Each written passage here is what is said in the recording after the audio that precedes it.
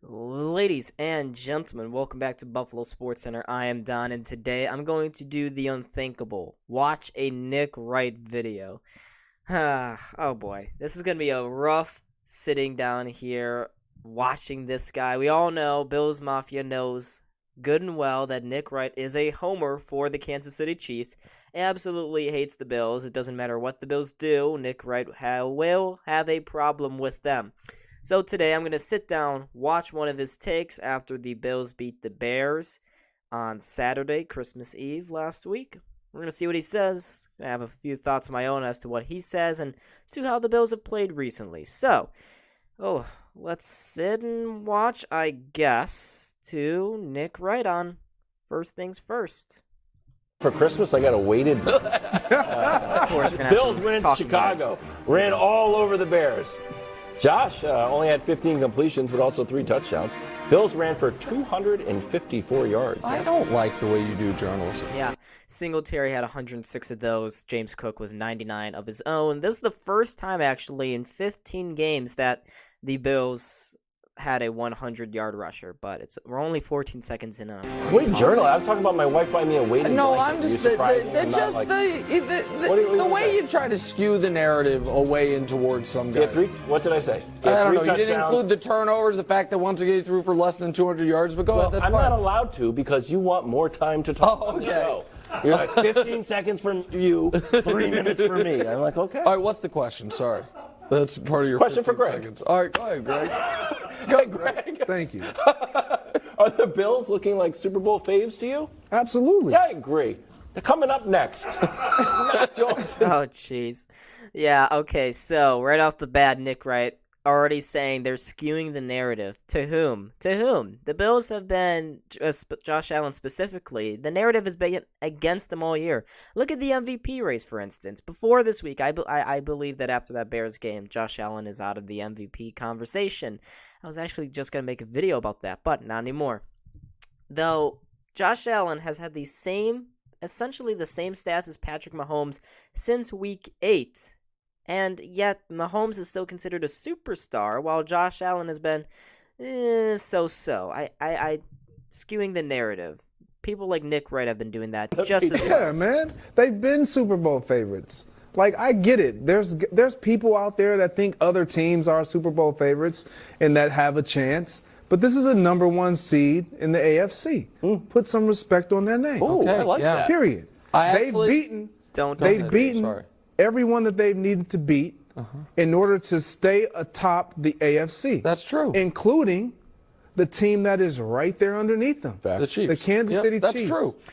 He's absolutely right. Since their bye week and since Josh Allen's injury, let me look at the list of teams the Bills have beaten. The Jets twice, the Dolphins, the streaky Lions, the Patriots, and the Bears, and they lost to the Minnesota Vikings in a fluke game. That Minnesota Vikings, that could have easily been a W, but it wasn't. And even before, early in the season, the Rams, when they were still considered okay. The playoff, well, not really. The Titans, the Dolphins, they lost to them. They came back from behind and beat the Ravens. They beat the Steelers. They're pretty decent defense. They dropped 38 on them. And then they beat the Chiefs in week 6. There is not a tougher schedule in the NFL than the Buffalo Bills. And they have come out of it with 12 wins in 15 games. I couldn't have said it better than this one guy here. In their backyard. Yes. And I understand some people may say, well, they haven't beat them in the postseason. No. That's what I'm going to say. But the Buffalo Bills are one of the biggest threats. And I say one of the biggest threats because the Bengals are a real threat to the Kansas City Chiefs. And I'm not going to disrespect the Chiefs and say they're not the favorites because they are the champs. I'd like to give the Bills credit here. Okay. Even though they were trailing the woeful Bears at halftime, and even though it was only a 1-score game with 5 minutes left in the game, they ended up blowing them out. And once again, the Bills won despite their quarterback play. And I would just say I'd be a little concerned if I were a Bills fan, among a number of things. My life choices that led me to be a Bills fan, first of all. But second of all, about the fact that the whole idea behind the year, forget the Von Miller injury, which is devastating, and Mitch Morse, their center, who's out, which is scary. The idea behind the year was we have QB1, and if we don't have QB1 in the whole league, we at least have a guy who's almost QB1 and clearly QB2 in the league. And instead, another game and another, not 200 yards, multiple interceptions, one in his own end, the other in the Bears' end zone, and it continues this trend, which I'm going to show this to America every week until it stops being true.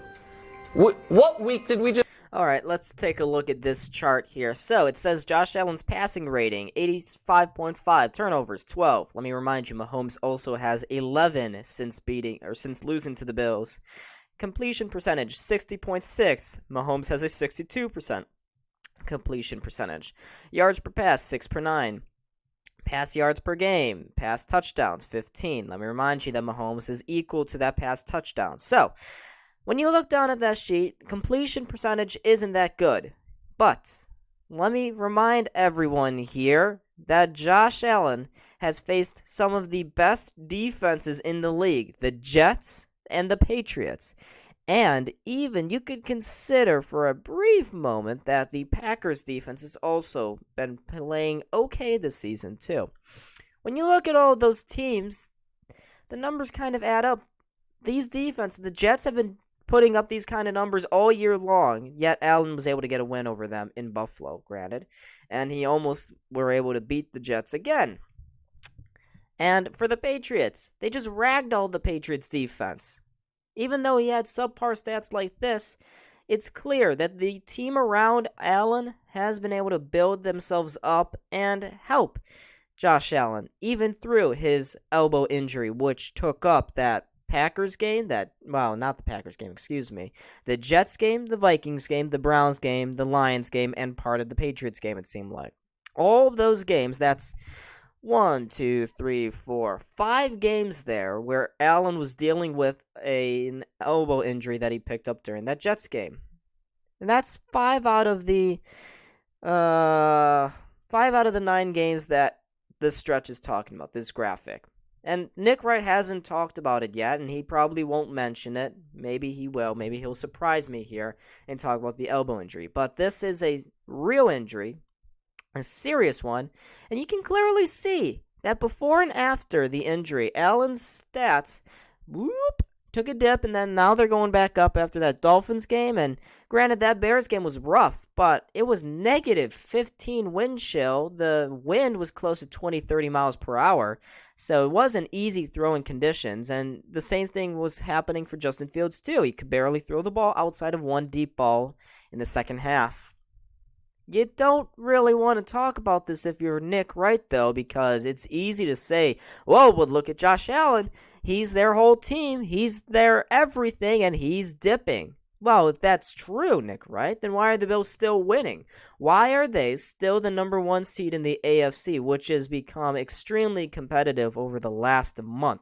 How is that possible when if Josh Allen is playing as bad as Nick Wright is saying, how are the Bills knocking off their entire division? They just went through an AFC East gauntlet with the Patriots, the Jets, and the Dolphins. Beat them all. They beat them each. They beat the Patriots by a couple scores. They beat the Jets by 8 points, and then they finished off the Dolphins on a last-second field goal. Why, then, are we talking about Josh Allen sucking and the Bills, then, in effect, also sucking? Because the Bills have proven that they don't need necessarily Josh Allen to be superhero for them to win every game. They have found a way to win. The Bears game, when Allen struggled in the passing game, the running game with Singletary and James Cook picked it up.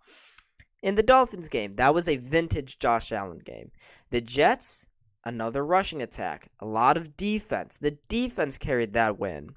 The Patriots game, again, it was a defensive grandstand. Against the Lions, I would say that was a Josh Allen performance. That wouldn't have been a one-score game had Allen had another red zone interception.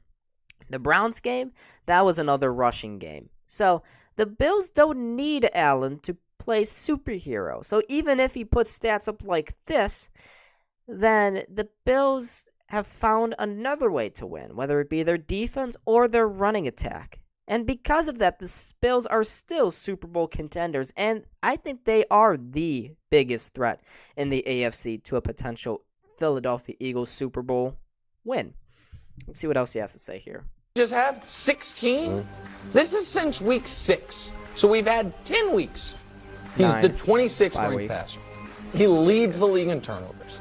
He is 30th in completion percentage. He's 21st in yards per pass. Now, his yards per game, not bad. And the touchdowns, good. Tied for the 9th best in the league. Pretty good. Wins, too. Correct. And so I give them credit for finding a way to win these games. Wow. But anyone that is acting like the Bills' optimism was not based primarily around that guy at quarterback, I think is being disingenuous. I'm not saying that's great. Of course. And he has not lived up to the billing. And it's been 2.5 months now that he has been, statistically speaking, a below-average quarterback. And it seems like whenever I just point that out, I'm a hater as opposed to the only person that seems to watch this team play every week. Well, I think he's a little bit.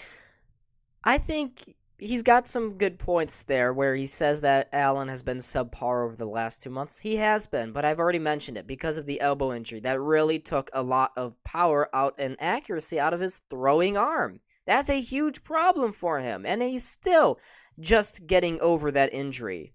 He had that same injury back in 2018, his rookie year. He missed 5 weeks because of it. He decided to play through it this year because the Bills had legitimate Super Bowl hopes. And had he gone down for an extended period of time, I don't think the Bills would be in the position they are right now. And Nick Wright, you're not simply being a hater because of pointing this thing out. It's the stuff you said in the past about the Bills. How you've stuck thick and through on being a homer for the Chiefs and a hater for the Bills. So even if you were to point something pretty legitimate, I'd say, in saying that, look, Allen hasn't been playing his best, that's true. But who's going to listen to him after all the stuff he said about the Bills and how they can't win close games? And then when they win close games, they can't seem to blow out their opponents, which they were doing at certain points early in the season. This guy doesn't really like to pick a lane, and again, even if Allen was playing at a great level, which he did in the Dolphins game, that was a huge game on NFL Network, and he doesn't want to give him credit for that. The Bears game, one of those interceptions was on Allen. The other one was just the wind taking it. In the Jets game, no turnovers. Patriots game, no turnovers. Lions game, he had that red zone interception. Let's look at the month of December, the month that truly matters in playoff football seeding. Allen has 9 touchdown passes to only 2 interceptions. He's thrown for 200 yards or more twice. He's had the rushing attack has been top 5 in the NFL, including Josh Allen. Let's point this out. He's not talking about Josh Allen and his rushing abilities right now. You can say that Allen hasn't been passing the ball well, but he's found other ways to play well and keep this team chugging along. And unfortunately for Nick Wright, he probably doesn't watch every Bills game. For us Bills fans, we see that every week. It hurt, and it's been totally under the radar. Why do they keep running him? I don't know. I don't think they run him wisely, but I think he's a little bit hurt. I'm totally terrified of him, and I'm going to start becoming a Bills fan. Not only yes. He had this same slump last year, and look what he did in the playoffs. He had 2 of the best playoff games in recent NFL history. Actually, I think since the 1970 NFL-AFL merger. He may have a stretch like this where he isn't playing his best ball, but if they beat the Bears, who cares? It's games against the Bengals and the Patriots and then the playoffs that matter. And so far, every single big game this year, Josh Allen has been able to step up and prove that he is time and time again a top 2 quarterback in the league. Let's look at all of their big games here. Again, the kickoff opener, he was fantastic in that game, threw for 297 yards. The Baltimore Ravens game, he wasn't good in the first half. Second half, he led the Bills to a 20-point comeback victory. Against the Chiefs, his best game arguably of the season. Threw for 329 yards and 3 touchdown passes. Against the Lions on Thanksgiving, throws for 253 yards, including a late fourth quarter game-winning drive. Has 2 touchdown passes to only 1 interception. Against the Dolphins, as I mentioned already, 304 passing yards, 4 touchdown passes.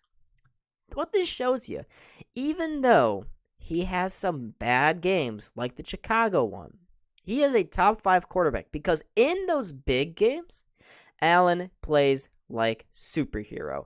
He turns it up a notch, and I expect we see the same thing next week, Monday night against the Cincinnati Bengals.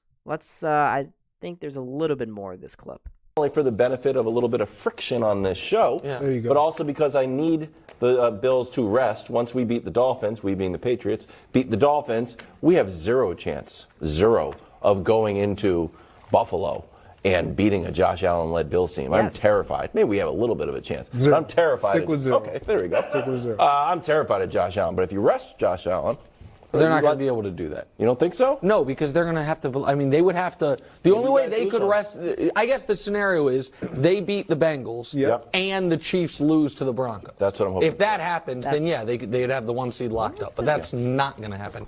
Neither of those things are going to happen. The Chiefs are going to beat the Broncos. The Bengals are going to come through for me, beat the Bills, and the Arrowhead Invitational is going to be back on, my friends. Or I would like it if you started rooting for the Patriots and let the Patriots beat the Bills. You can't. I don't root for teams with dirty players. Okay, see, look. Right there, Nick Wright. He complained about just being branded as a hater automatically for saying something bad about the Bills. He complains about that and then says something like that where he's like, oh, I guess I might as well root for the Bengals and the Patriots. Of course. Just the hypocrisy, and he can't see it, but he's got a double standard. And he can't come right out and say that he has a bias. His whole shtick is being a Bills hater.